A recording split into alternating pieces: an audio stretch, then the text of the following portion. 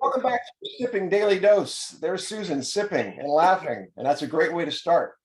My name is Robert. That's Susan.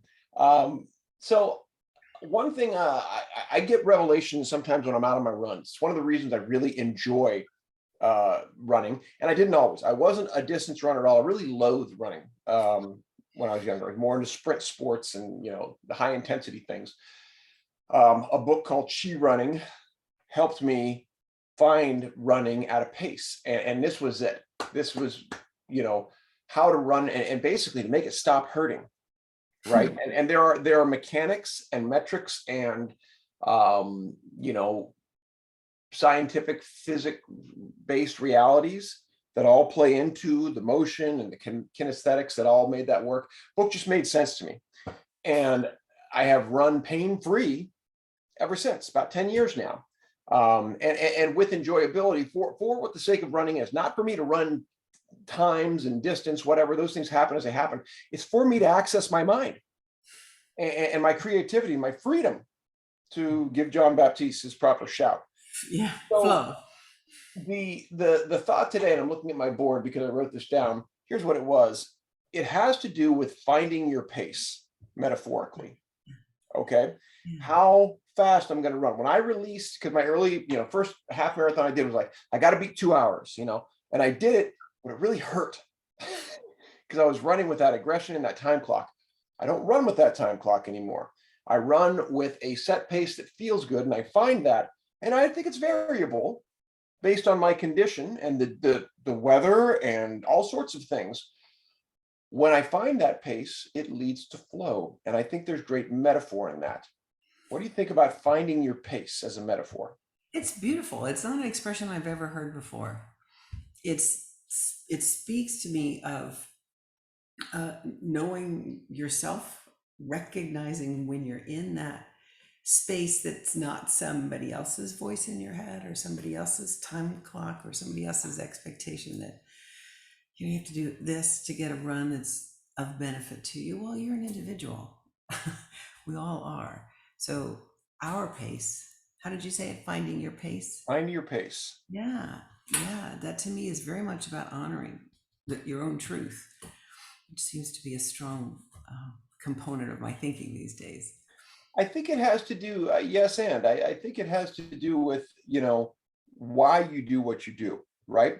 The foundation of why I ran when I first ran was because I needed an exercise while Giuseppe was a newborn and had a lot of special needs to stay close to home. I didn't have time to get to the gym. It's like, I can go for a run around the block and stay close, and I can do that. And, there was still that I'm going to prove something because I don't know why I wanted to. It was running a half marathon and, running at a certain time. When I released that, I began to say, okay, I'm not running for that anymore. Now I'm running for, yes, physical health in terms of, aerobic, activity and everything you get from that, and the cleansing.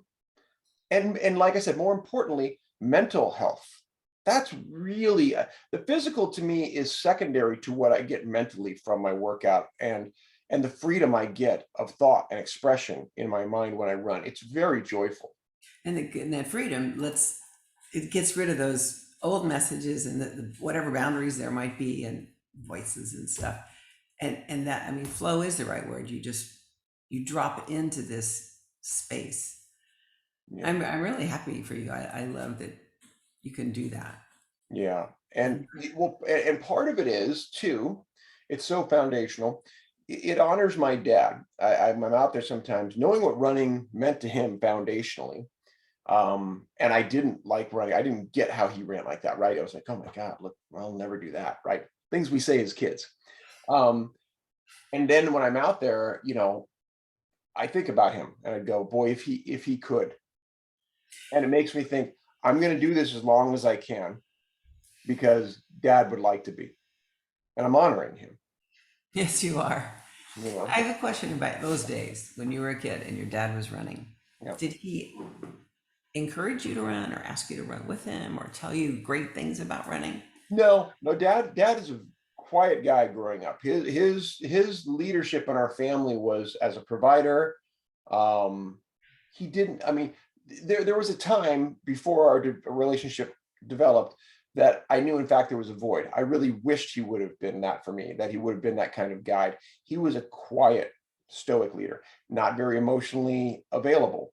Not that he wasn't loving, certainly a wonderful provider. However, we didn't develop our emotional relationship really until he got Parkinson's and we went on the Boys of Summer thing. And you know, Robert, you Uh-huh. might have developed a very different relationship had he been pushing you toward running because he loved it and he thought you should love it. Yeah. It- Oh, and who knows if I would have listened. There's so many things I look back on that I was stubborn like any kid.